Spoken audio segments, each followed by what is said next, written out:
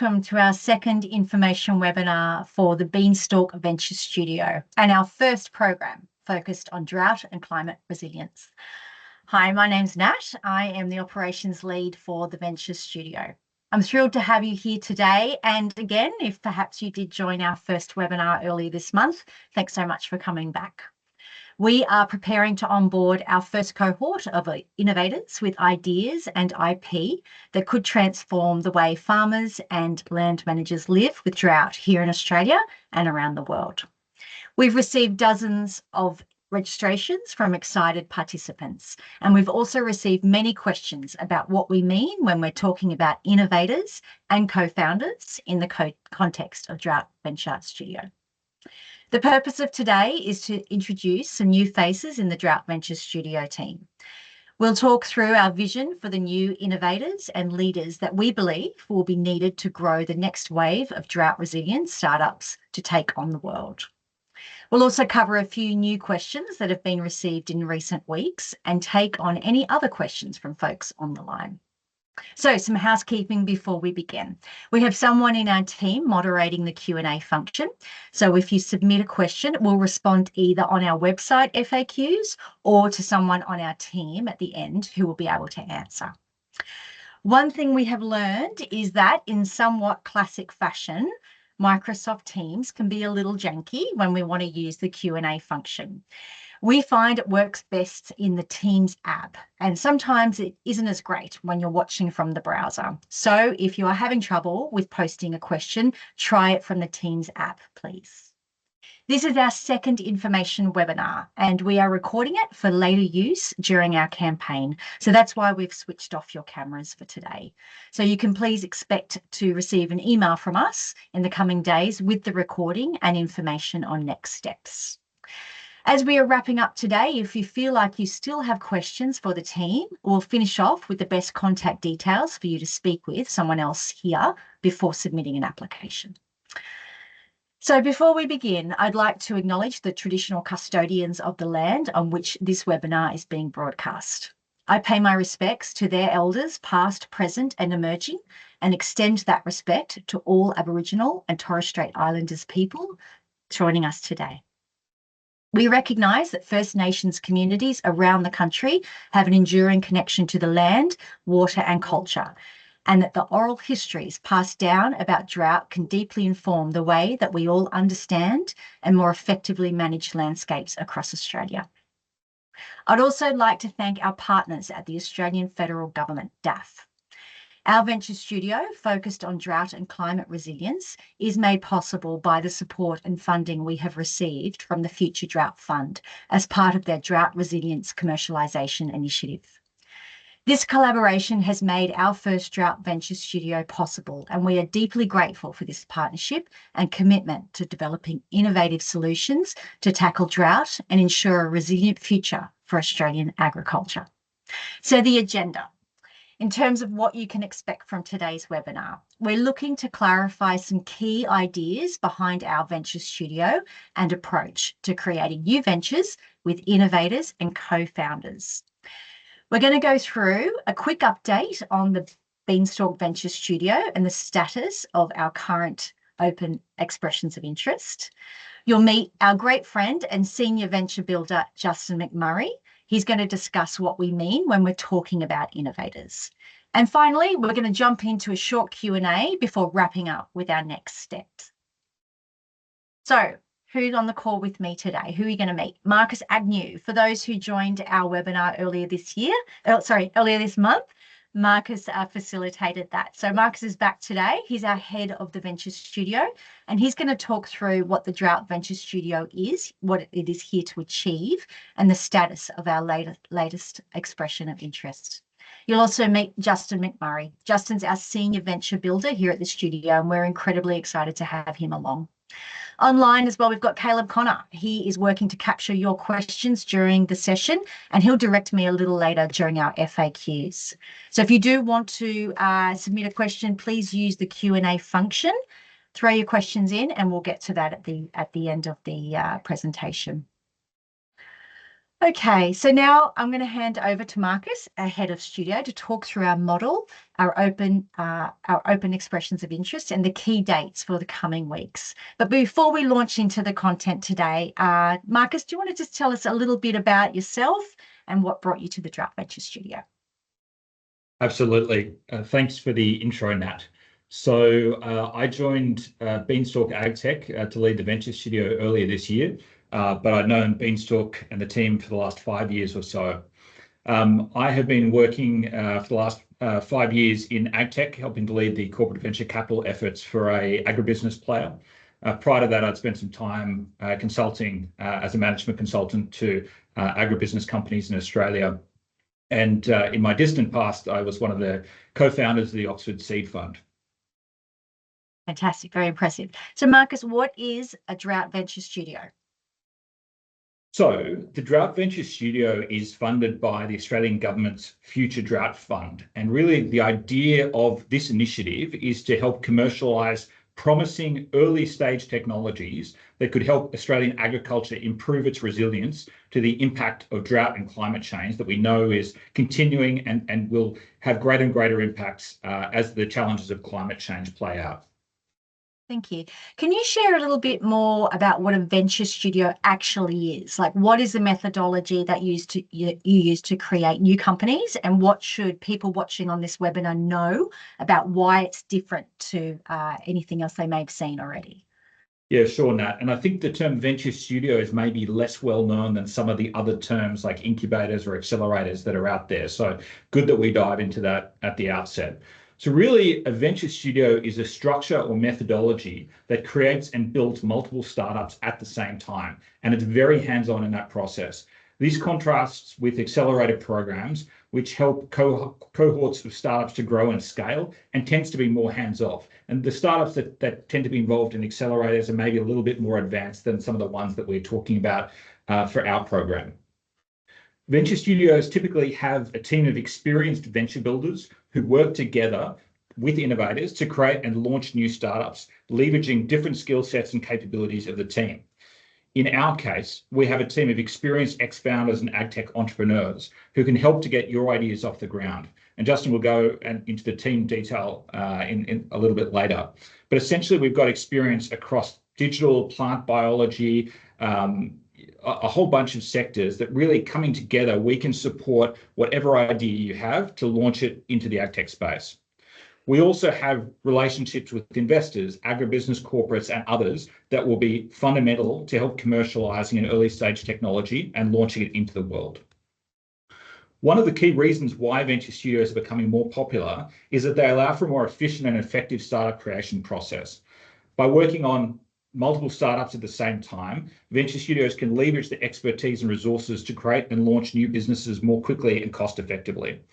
This hopefully leads to greater success as the team is able to share knowledge and resources between the startups and identify new business opportunities more easily.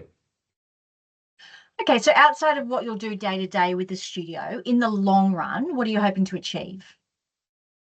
Really, what we want to achieve in this initiative is to find promising early stage technologies that, for whatever reason, haven't been able to leave the laboratory or get launched and out into the hands of pharma, out into the hands of industry. Because, you know, great research, great technology, if it's not applied in the field, isn't going to have the industry changing impact or the environment changing impact that we hope it will. We know Australia produces huge amounts of great research, but it's really hard to get things launched in Australia. And so this initiative is trying to narrow that gap a little bit and make it easier for innovators who've got a great idea, but who haven't had the support and the network and some of the resources needed to launch, to put that all together in a really streamlined package and to get those ideas out into the hands of the people who need that technology most. So when you talk about drought-related technology, can you just expand a little bit more around that? Yeah, absolutely. So we are founded by the Future Drought Fund. And so our prime focus is really about technologies that can have an impact on drought resilience or extreme weather events or climate change related challenges to the Australian agriculture sector. I want to point out we are casting a very wide net on what a drought resilience technology may be. We've heard a lot of innovators say to us, well, I have this great research, but it's not really on drought. So does it apply? What we would say is we understand that technologies can work in different ways to alleviate the challenges of drought. So an obvious kind of technology that might have a drought resilience application could be a better irrigation tool or technology, but it could also be something like a crop insurance product. It could be something to give a second source of income to farmers who are suffering from drought-like conditions and who aren't making money from their primary means of production. It could be something around animal welfare. It could be a soil moisture probe or sensor to help people monitor the conditions in their soil of their farm more accurately. It could even be something at an environmental level, understanding or predicting climate and weather patterns more accurately than we're currently able to do. It could be around community resilience and well-being when they're struggling with the challenges of drought at a societal level. It could be an information or knowledge sharing platform that helps to share the best practices for dealing and managing a drought. Or it could even be something that happens off farm in the supply chain once the food leaves the farm and maybe is impacted by something that happens on farm, but the technology could have an application off farm. We're really casting the net very wide. And so if you have any doubts at all, what I would encourage you to do is to apply to our program, and let's have that conversation about whether there is a drought related application there, because we don't want to exclude a good idea just because it isn't squarely focused on drought. Let's work together to find an application where your idea could help farmers or the industry suffering from drought-like conditions. Okay, great. So you've got given some great examples there. How about how advanced does the technology need to be considered? Yeah, so it's really hard to have a blanket rule on this one because it's going to differ depending on the type of technology and application. But what we would say generally is we're looking at technologies of a TRL 3 or more. So the technology readiness level of 3+. Now, as I said, it may differ by the type of technology, but we'd encourage you, if you have a technology that you think is suitable, apply to us. Let's have that conversation. Maybe it is too early this time around, but perhaps we can have that conversation and you'll be ready in another 6 months or 12 months time to come through our program.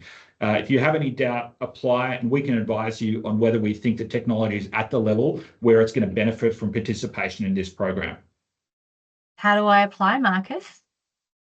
Well, the deadline for the first cohort of innovators is 5 p.m. Australian Eastern Time on Friday, the 12th of July.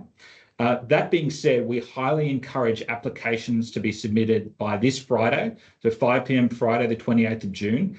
And the reason for that is that will allow us to have a conversation with you about your technology. If we've got any clarifying questions that we need to ask you, we have a bit of time to have that conversation then. If you can't apply by this Friday, of course, you can apply before the 12th of July, but applying early, it just will make this process a little bit easier and allow us to have the best understanding of what you're proposing to do within our program. Fantastic. You've given us quite a bit to think about here, Marcus. Thanks so much. I want to ask you what you want our viewers today to leave with. Like, what's the one big thing that you want people to take away from this session? Absolutely. So what I would encourage everybody to think about is if you have great research, but you haven't yet identified the commercial angle to it, or you know that you need help with that because maybe that's not a skill set that you're so familiar with, the Beanstalk Venture Studio and this Drought Venture Studio can really assist you with that. That's what we're good at. We have a lot of experience with working on early stage technologies. The Beanstalk team has been around for a long time. We've done over 80 projects purely focused on agtech innovation. We work with over 150 startups in our time. And we have connections into industry with agribusiness, with corporates, with investors. We can help you to build a business model that utilizes your technology and finds a way to commercialize it. So don't feel like you need to have a great idea. If you have a great technology, we can work with you to package it up, to find a way to turn it into a viable business that we can launch into the world together. Thanks, Marcus. I just remind everybody online, if the questions are starting to bubble away, make sure you use that Q&A function, throw the questions in. Caleb will be monitoring them and we'll get to them at towards the end of the presentation. So thanks again, Marcus. It was fantastic to hear from you today. Let's turn our discussion to the most important element of this program, and that is the innovators themselves. So here to discuss that is our Senior Venture Builder, Justin McMurray. Hey, Justin, so lovely to see you. Before we get a little bit into that, could you share a little on your background and why you got involved with an initiative like the new Venture Studio? Yeah, sure, Nat. And hello, everybody. Thank you so much for joining us this afternoon. I've got a long track record of working in the early stage ventures world. I've started companies, I've run venture studios, and I've worked with some of the best product and design and technology people around the world. With this initiative, I'm super excited about the impact element of it, contributing to better food systems and food security, and is all a big part of drought resilience. And it sort of touches so many different sectors of the country. So I'm really, really excited about, helping make an impact and a contribution to Australia on that front. I think the venture studio model itself is super interesting, having worked in a variety of these types of areas. What I love most about it is that it opens up opportunities for people who might not have thought that they could be involved in a venture or a founder or an entrepreneur. The whole idea of a venture studio is to harness more resources and expertise and support, which enables more people to potentially get a venture commercialized, especially relevant for people working in the research area. Yeah, great. So that's a really great segue into, can you expand a little bit more on what types of innovators might be suitable for this program? Yeah, sure. We've actually got several groups that would be a really, really good fit for the Venture Studio. The first one, obviously, that we've mentioned several times are researchers. So these might be people on research staffs or undertaking the research themselves. They might be working in a university, maybe an RDC.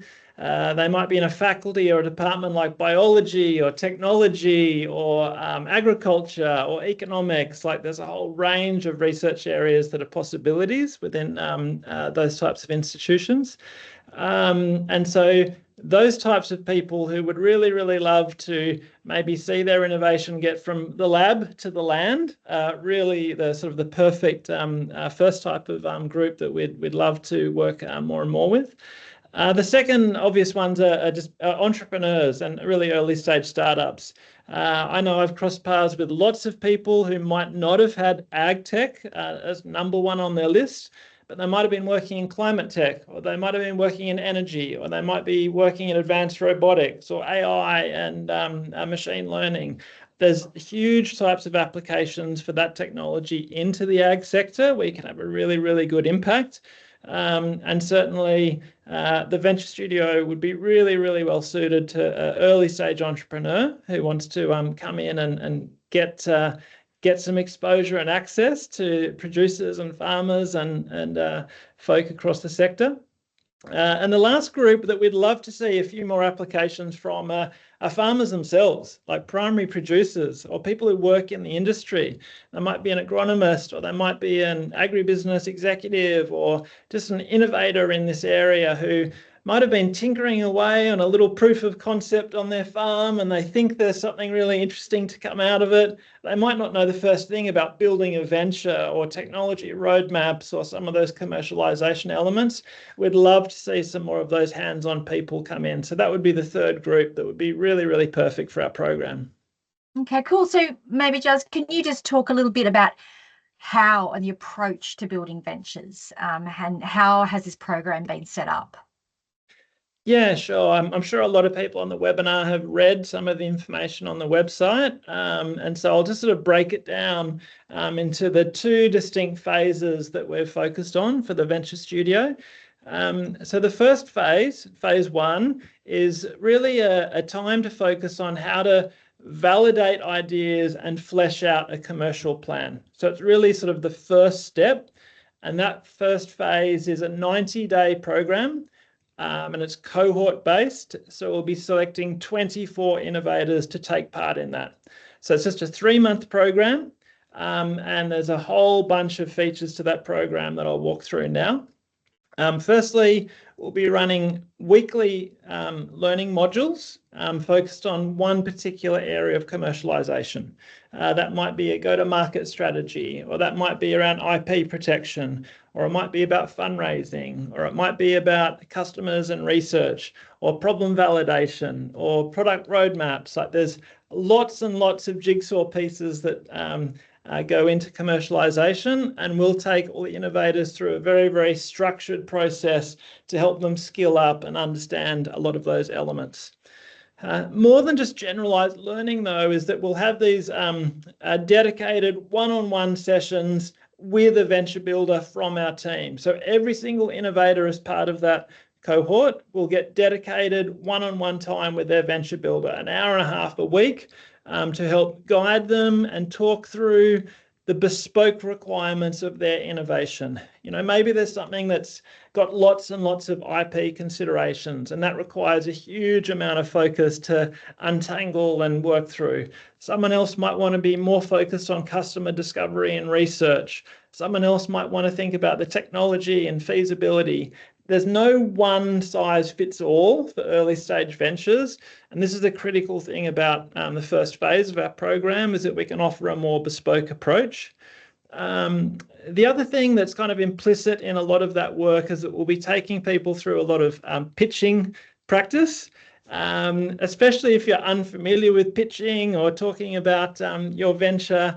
Like, it's really, really important to hone that skill and develop that muscle to articulate your problem and solution and the opportunity. And that's how you get other people kind of involved, and potential investors too down the track. The other really crucial part of phase one is helping our innovators find potential co-founders. We know that you can't do these things all on your own. And we especially know with some types of researchers that they don't have all the skills of maybe a traditional entrepreneur. And so what's crucial is to find people who will complement those skills and capabilities. So we're going to be running a bit of a co-founder matching process during phase one, which will really help build out some sort of fuller teams to help with the commercialization plans. What have I missed? I think there's also $5,000 available for innovators in phase one to spend on services that will help them advance their commercialization. That might be to do with marketing or sales or customer outreach or prototyping or some research costs. Like, anything that is relevant to advancing their commercialization, we'll foot the bill for up to $5,000 for that. And basically that phase one culminates in a showcase where you get to pitch your innovation or venture to the rest of the cohort, which will be a lot of fun. And from there, the top 8 will go into a final showcase where they'll get to present to an actual investment committee, who are going to select the ventures that progress forward into phase 2. So phase 2 is obviously the second part of the program. And that's a lot more involved, a lot more commitment, and a lot of exciting things in there. That's up closer to a year in duration. And it also involves up to $250,000 worth of support, which is quite substantial. If I break down those elements, because we've had a bunch of questions about that, the first component of that phase 2 is that you'll get further one-on-one support with your venture builder and the rest of the venture building team. That's worth about $75,000 of in-kind support. But the good news is that there's chunky other elements to the program too. You'll also get up to $100,000 to pay as a salary stipend. So if you have identified a terrific co-founder that you would love to take the lead on commercial strategy, sales, or negotiations, then you can actually pay for that person to be dedicated on the venture, which is terrific. And there's also another $75,000 that can be applied to any of your relevant commercialization costs. Again, it might be software or marketing or sales or research or setting up a pilot or legal fees or anything like that, which is crucial and always necessary in an early stage startup. So When you add all of those elements together, you get to some fairly substantial support over phase 2. The other thing that Marcus alluded to before is that, especially in the ag tech world, you need to be connected into industry groups, corporates, agribusinesses. You need access to customers. You might need help setting up pilots or prototypes or proofs of concept. And so all of that kind of soft support, which is crucial to the success of a venture, that's what we'll be helping make connections and introductions to as well. It's very hard to value that, but we know how valuable that is for early stage ventures. And at the conclusion of phase 2, that's around 12 months after the start of that. For example, that would be kicking off at the start of next year and running through most of 2025 that this cohort be interested in. We would love to see those ventures at the conclusion be set up for success for years ahead.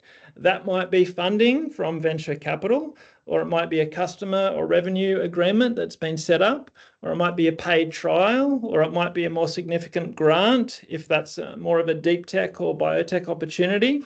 But really at the end of phase 2, it's not just like, oh, that's it. Like that's just the start. That's the start of the bigger commercialization and scaling journey. Wow. That sounds pretty great. So tell me a little bit more about this team of yours, Justin. I know you've just recently come together to build this whole new venture studio. So there's a team of venture builders all ready to go and work with these innovators. What do you think everyone on this call needs to know about the team? Yeah, sure. So we are a new team. There's actually 12 people who are working as part of the venture studio. So it's quite a substantial early team. Out of that, we have 8 dedicated venture builders. And this is kind of the really crucial thing that's a little bit different to some of those other models like accelerators or incubators where there might be advisors or mentors or things like that. We actually have 8 experienced venture builders. It's a fancy term, yeah.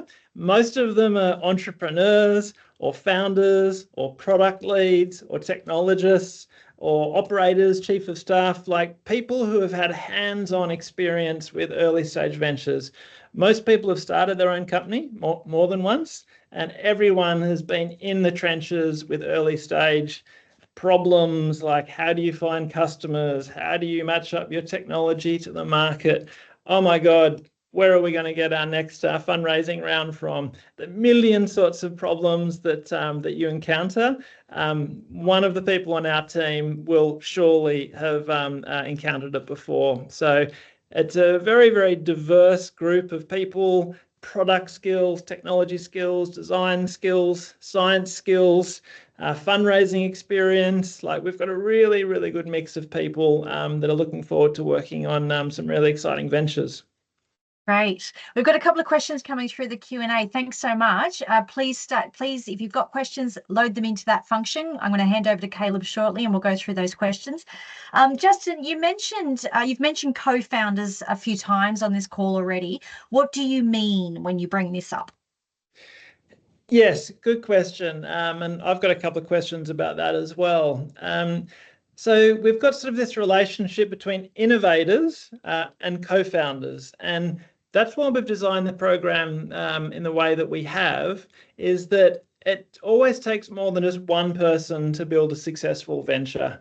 And at the really, really early stages of a venture, the benefit of having an extra pair of hands or a sounding board or someone with complementary skills is super important.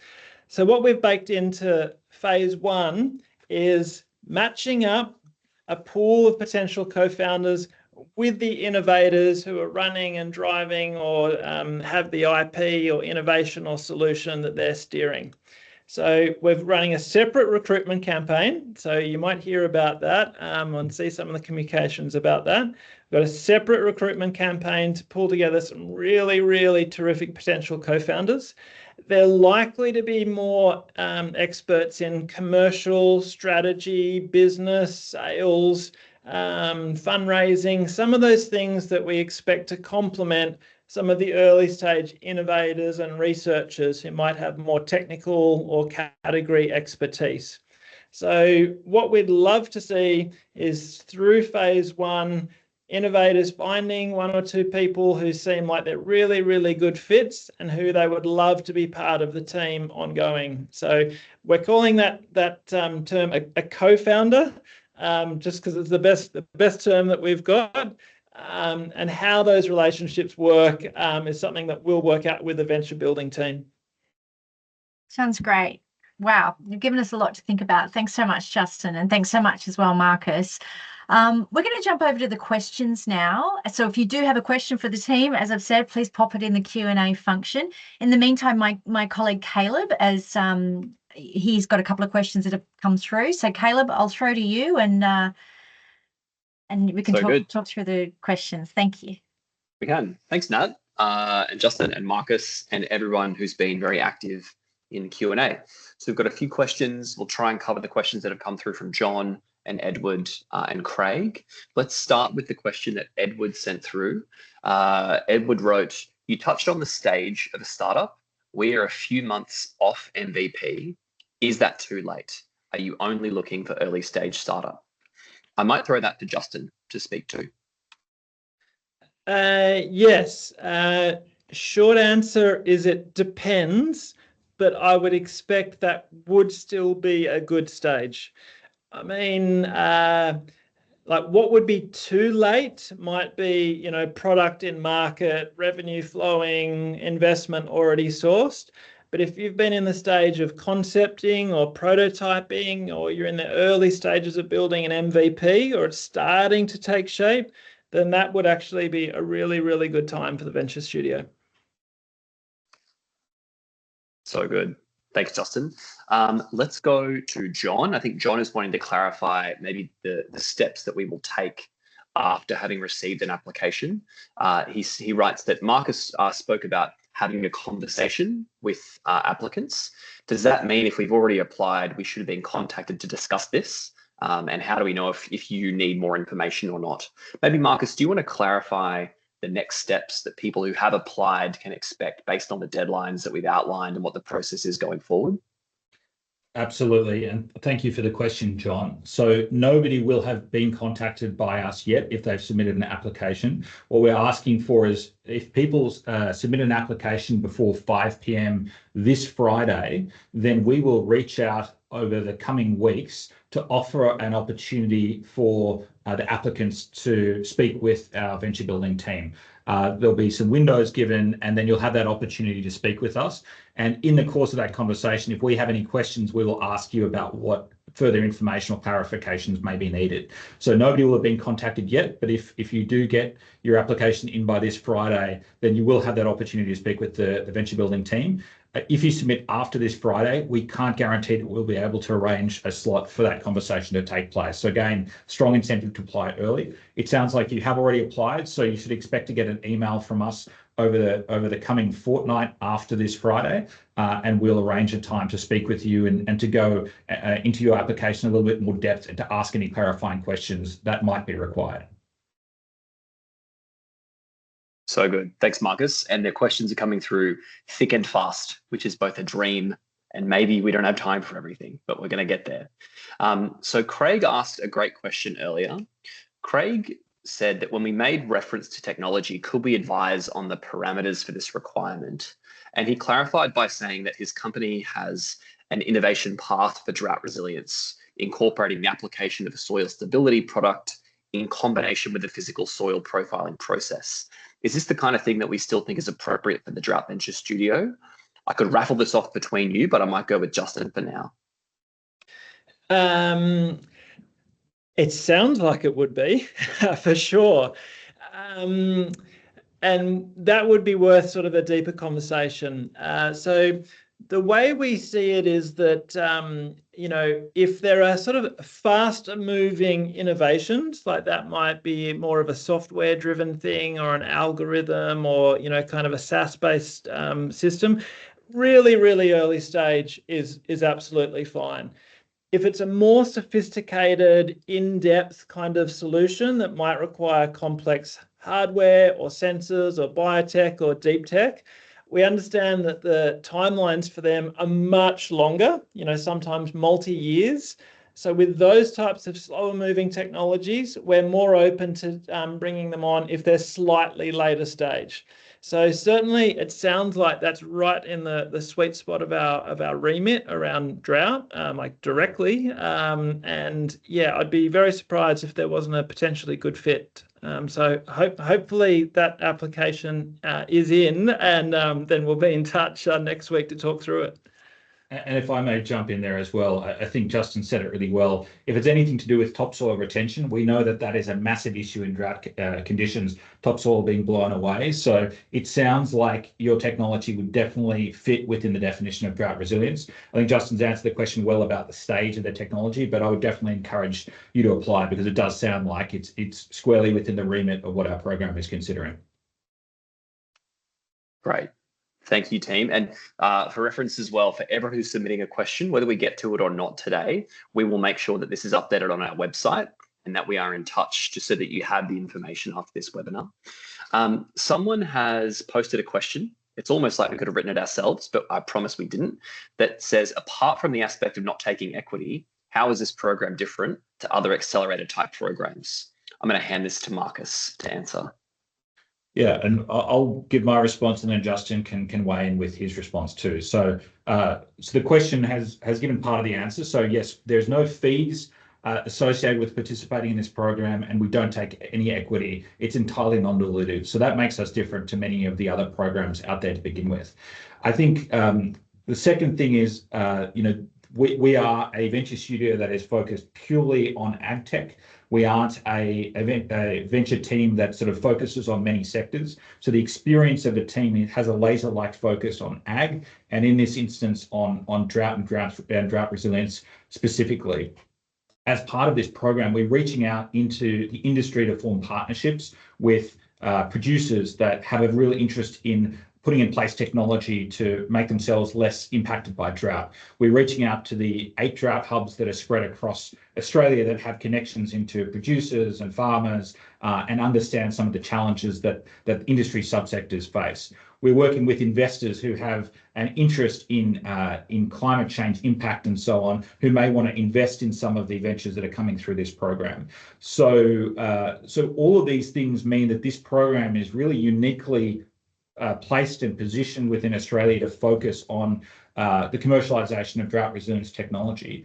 And then on top of that, we have this team of deep and experienced venture builders, which I'll hand over to Justin to talk about. But really, this program is quite unique, both in terms of how we've structured it, the fact that there is no cost associated with it, and how we will support you both in phase 1 and phase 2. Justin. Yeah, thanks, Marcus. Apart from the 250K plus of non-dilutive support, which is obviously a big benefit, the one-to-one venture building support and resource is super valuable here. That's kind of like the definition of a venture studio. It's not just like writing a check or not just, sending through some materials to learn under your own pace. Like, it really is guided, facilitated, supported, hands-on venture building support. And because we've got such a terrific range of people within the team, we'll be matching up appropriate innovators and ventures to the right people. So if you need help, negotiating the murky IP disentanglement world in deep tech, like, we've got someone who's really, really good at that. If you need someone who's got experience building, developing, selling AI-driven data platform, we've got someone like that. So that level of support is really, really great and unique. I don't know of any other initiative like this in Australia, not many around the world, where there's a team of 8 venture builders on hand to support you. And I'll just reiterate what Marcus said as well. The ag tech industry and ecosystem is a very, very complex beast, and how you get introductions to the right players, industry bodies, or access to customers, grower groups, and the right types of investors is a real battlefield, and we can definitely make great connections to you to navigate that. Thanks, team. Just knowing that we're almost at time for this section, but I really want to squeeze in just a few more questions. So even just a brief answer would be awesome if we can get 2, maybe even 3 more questions in, but let's see. One has come through that says, if I'm a researcher, do I need to commit full time? Does it mean that if I participate in the program, I need to leave my uni job to complete or to go through the Drought Venture Studio? Maybe Justin, do you want to touch on that? Great question. The answer is no, you don't need to leave your job. Phase 1 requires about a day, maybe a day and a half per week, and you can spread that out and manage however you want. There are some fixed sessions like your one-to-one and stuff like that, but it's fairly flexible, so you should be able to work around that. The other great thing is if you want to stay in research and stay working, at the coalface of that, then if we can help you find a co-founder who can then jump into the driver's seat and they'll take off and drive that full time while you stay doing what you're doing, our program is perfectly designed for that. Thanks, Justin. Maybe a related question came through from Sam, who says that he believes he has most of what's required except time to work on the venture. Can the salary allowance we mentioned be used for the founder of the venture here? Maybe this is another one for you, a tricky one for you. Yes. Thanks, Sam. Good question. The answer is we do have some flexibility around that. The salary stipend kind of needs to be worked out during phase 1 between yourself and a potential co-founder. Certainly, if an innovator did want to, dedicate more time or have a hiatus or spend part of their time, there's definitely the opportunity to get some of the salary stipend for them. The only caveat I'd add to that is if time is a problem or a commitment is a problem, we'd need to sort of work through that because, we're really looking for big ideas here that people do want to be committed to. But the good news is there is flexibility around how that's balanced. So, Sam, I really, really hope that we see your application. We can talk through that. So good. All right. For everyone that's submitted a question, I just really, really appreciate your engagement. For those whose questions we haven't answered, we're going to update the FAQs on our website, and I'm going to include a link to that in the follow-up email that you'll get in the coming days with a link to the recording, plus an answer to those questions. So just again, thank you so much. We had a lot to cover. So yeah, apologies we couldn't get to everything. I'm going to hand back to Nat for a wrap. Wow. Thank you so much, everybody. Everyone online, Caleb, Justin, Marcus, thanks so much for your time today. So just to recap, deadline for the event.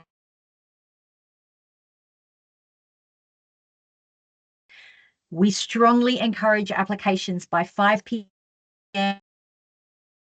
June, that's this Friday, to allow for a conversation with one of our venture building team. Also, we are taking all referrals. So if there's anyone or someone that you know that might be a great fit for this initiative, dob them in, send us their details. We won't bite. We will handle them with care. And again, thanks so much for joining us today. You can expect our team to be in touch with the recording of the webinar. And as Caleb said, we'll update the FAQs for those that didn't get a chance to have their questions answered today. Thanks again. We look forward to hearing from as many potential innovators and co-founders as we can, and we'll see you again soon.